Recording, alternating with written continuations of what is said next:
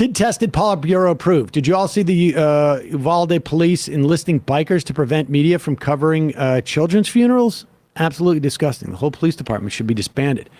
They are trying to wait out until nobody's paying attention anymore, and so they can harass the parents. Do we have the clip of that mother? Yes, it's 3. Yes. Okay, and then is it? It's 2. Yes. And then we have the follow up as number 3. Mm-hmm. Here is a woman. Her name is Angeli Gomez. Is it Angeli Gomez? Angeli Gomez. Angeli Gomez.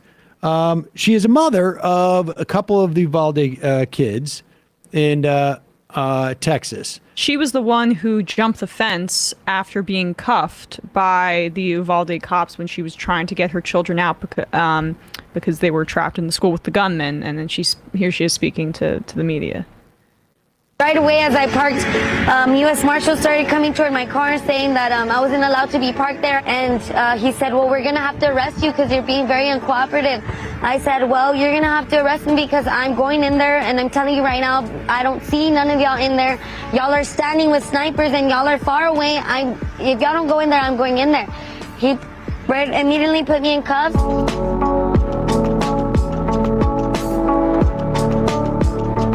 As soon as they uncuffed me, I jumped that first gate fence. And once I jumped it, I went to my son's class and I knocked on the door. And I remember the teacher saying, I'm like, hey, they're already bulge cutting the fence to get me. She's like, you think we have time to get out? I said, y'all have time. I'm going to run for my other son.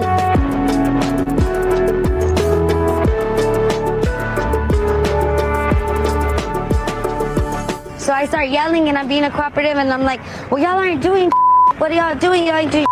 Y'all need to be in here. Give me your vest. Somebody give me a vest. Something. I started paying attention to how far the shots were being so that I knew the shooter was all the way still by my first son's class. So when I went to my second son's door, the teacher didn't want to open the door for me. So that's when they started escorting me out. And as I see that they're opening my son's door, I go run for my son and I get him.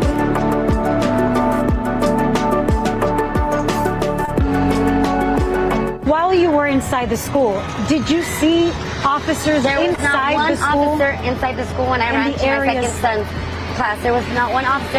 And you were hearing gunshots, so you knew you could hear the gunshots. Was an active shooter. It was still active. The gunshots were still active. They were not in there.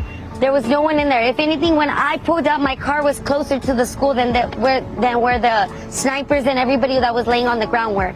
When you heard that it took law enforcement 75 minutes before they went in and stopped the shooter, what was your thinking, having been inside the school yourself?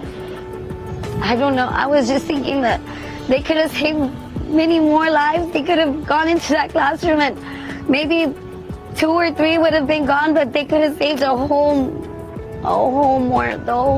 class. They could have done something. Gone through the window, sniped them through the window. I mean, something, but nothing was being done. If anything, they were being more aggressive on us parents that were willing to go in there. And like I told one of the officers, I don't need you to protect me. Get away from me. I don't need your protection. If anything, I need you to go in there with me to go protect my kids. That was from CBS, a CBS interview. And then there was a follow-up by the cops, apparently, after hearing this. That came from last Thursday, that interview. And then there was this report by CBS News that... Yeah, it's an addendum, I think, to this report. Oh, it was an addendum to that report? To the interview with Angeli. Here it is. This is pretty stunning. Her frustration is what's reverberating across this community at this point. And she also told me that, you know, she's on probation for some charges from about a decade ago, and that she received a call from someone in law enforcement telling her that if she keeps talking to media or if she, you know, keeps sharing her story, that she might face some kind of violation for obstruction of justice. So she was holding back from sharing her story until now because a judge told her that she was brave and that her probation would be shortened. So that gave her the courage to talk to us. Her uncle's the one who called me and said, you have to hear her story. And I'm so glad he did. And I'm so glad we also met her in the field. She told me. Okay, that's enough. I mean, this is the idea that there's not a federal investigation at this moment is just absurd. I mean, maybe. Well, Biden might get criticized for not being pro-cop enough, right? Maybe there is some, procedural reason why they're not down there on the ground. But I would say, I mean, just as a political matter, I don't know why Biden doesn't come out and saying like or the Department of Justice doesn't come out and say we're looking into starting an investigation. It's just insane. Yeah, you need federal attention down there, because if only for the safety of women like that, who these cops are like threatening over the phone with now. Yeah. Where are the free speech warriors too? I'm waiting for a Substack post on the First Amendment right for this woman to tell her story without being threatened by the government, by cops. I'm waiting for that still. There's not, I mean, they are covering up something massive here, and we don't know what it is. But the fact that they feel compelled enough, one, I mean, cops are bullies, so we get it. But the fact that they feel compelled enough to threaten this woman for speaking to the media shows they are terrified for consequences for their actions. I mean, just reading quickly from this New York Times piece, investigation into it. Officers who arrived at the scene, coming from at least 14 agencies, did not go into the classroom as sporadic gunfire could be heard inside, nor after 911 calls began arriving from children inside. There's a lot of bodies, a 10-year-old student, Chloe Torres, quietly told a 911 dispatcher at 12:10 p.m. 37 minutes after the gunman began shooting inside the classrooms, according to a transcript, and she said, "I don't want to die. My teacher is dead. My teacher is dead. Please send help. Send help for my teacher. She is shot but still alive." She stayed on the line for about 17 minutes. Around 11 minutes into the call, the sound of gunfire could be heard.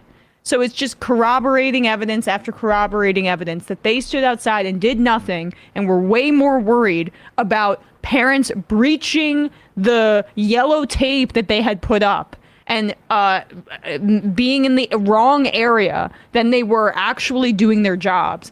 And frankly, I think that there's a lot more here, and there needs to be federal attention on this, because in 2 weeks, these news trucks, CBS, they're not going to be there anymore.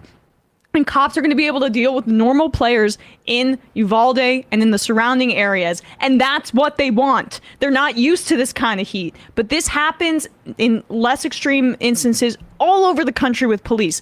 Cops lie all the time. It's exactly what they're made to do as currently constructed in the United States, which is why we need to defund the police and reconfigure policing in this country. Case in point. And if Biden had an ounce of political foresight, it would be to get ahead of this and use this instance as an opportunity to get the broader populace on board with this concept of reconstructing policing in this country, because this is a case in point example, and there's children's blood to back you up politically, frankly, on this.